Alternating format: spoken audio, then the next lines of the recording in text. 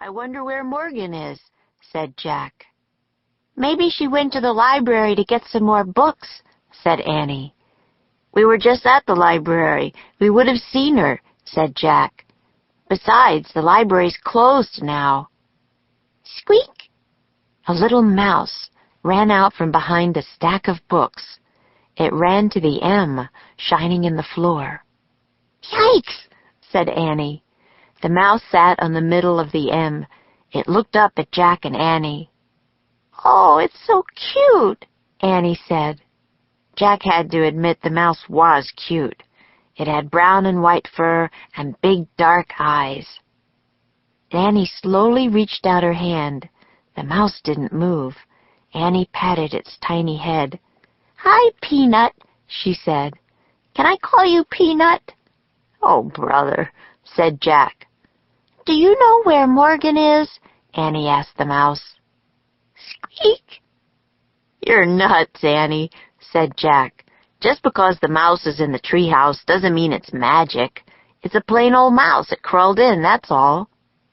Jack looked around again. He saw a piece of paper on the floor. "What's that?" he said. "What's what?" asked Annie. Jack went over and picked up the paper. There was writing on it. "Oh, man," whispered Jack after he read the words. "What is it?" said Annie. "A note," said Jack. "It must be from Morgan. I think she's in big trouble." Chapter 2. The Open Book. Jack showed Annie the piece of paper. It said, "Help me. Under a spell, find 4 thin." "Oh, no," said Annie. "We have to help her. But what's a thin?" "Maybe she was trying to write things," said Jack. "See how the end sort of runs off the page?" "Maybe the spell was starting to make her disappear or something," said Annie. "Right," said Jack. "I wonder if she left any other clues." He glanced around the treehouse. "Look!" Annie pointed at a book in the corner. "That's the only open book," she said. Jack looked around again. Annie was right. He felt a shiver go down his spine. Jack went over to the book and picked it up. He held it near the window. Light from the setting sun was golden on the page. Jack stared at the picture on it. In the picture were trees with white flowers. The trees were on the side of a mountain near a wide rushing stream. 2 people were also in the picture. They wore dark clothes. They had black scarves over their faces and long swords strapped to their backs. "Oh, man," whispered Jack. "Who are they?" Annie asked. "Ninjas, I think," said Jack. "Ninjas? Really?" said Annie. "Morgan must have left the book open to this page for a reason," said Jack. "Maybe that's where she was when the spell got her," Annie said. "Or maybe that's where the 4 things are," said Jack. "Let's go," said Annie. "Now?" said Jack. "Yes, Morgan's in trouble. She needs us now," said Annie. "But we should read this book first," said Jack, "so we'll be prepared." "Forget it," said Annie. "Every minute counts." She grabbed the book from Jack. "Give it back," he said. "We have to find out about this place." Annie held the book out of reach. "We'll find out when we get there," she said. "We don't even know where there is," Jack said. But Annie pointed at the picture. "I wish we could go here," she said. The leaves of the oak tree began to shake. "Squeak! Don't be scared, Peanut," said Annie. She scooped up the mouse, then she put it in the pouch of her sweatshirt. The wind began to blow. It blew harder and harder. The treehouse started to spin.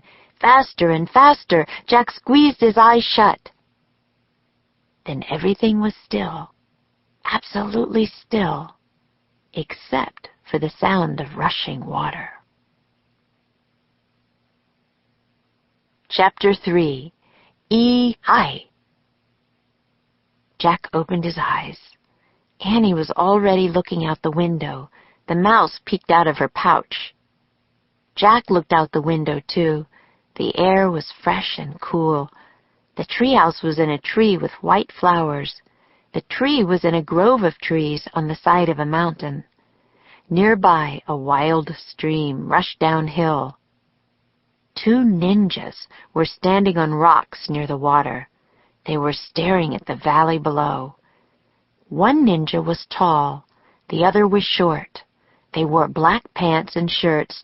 They had black scarves around their heads and swords strapped to their backs. It was exactly like the picture in the book. Jack crouched below the window. "Be careful," he whispered, "to let them see you." "Why not?" Annie whispered back. "They might think we're some kind of enemy," said Jack quietly. Annie crouched beside him. Jack pushed his glasses into place. Now he was going to look at the ninja book. He picked up the book. He turned to the beginning. He read, "Very little is known about the shadowy warriors called ninjas. Historians believe that ninjas lived in Japan between the 14th and 17th centuries. Both men and women were ninjas. Sometimes they fought to protect their families. Sometimes warlords hired them to be spies."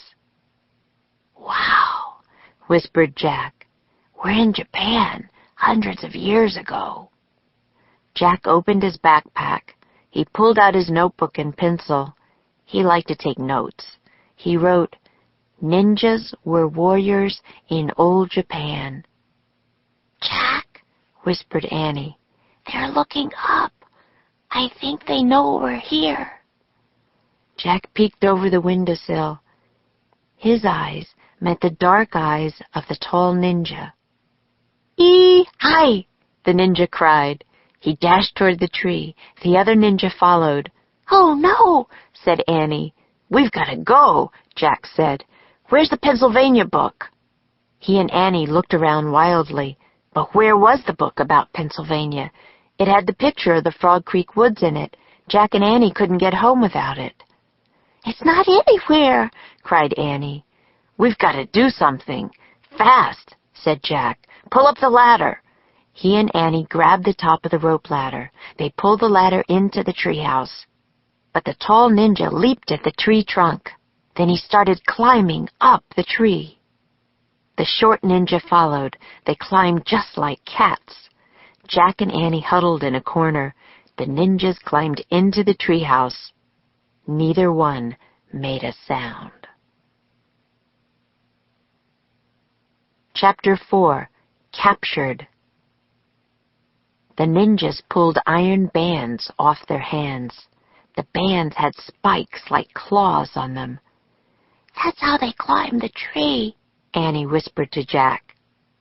The ninjas stared at Jack and Annie with dark, piercing eyes. The rest of their faces were covered by their scarves. Jack felt frozen under their stares.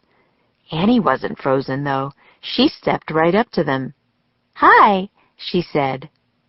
The ninjas didn't say hi back. They didn't move at all. They were as still as Jack. "We're trying to help our friend Morgan," said Annie. She held up Morgan's note. The tall ninja took the note from her. He looked at it. Then he gave it to the short ninja. The 2 ninjas stared at each other. Then they looked back at Jack and Annie. Finally, the short ninja nodded once. He put the note into the pocket of his shirt. "You can help us?" Annie asked. Neither ninja spoke. Jack wished he could see their faces. He couldn't tell what they were thinking. The short ninja tossed the rope ladder back out of the treehouse. The tall one pointed down the ladder. Then he pointed at Jack and Annie. "Uh-oh," thought Jack. Were they being captured? "Us? Go with you?" said Annie. The ninja nodded. "Oh, boy!" said Annie. "Oh, boy, is she nuts?" wondered Jack. The short ninja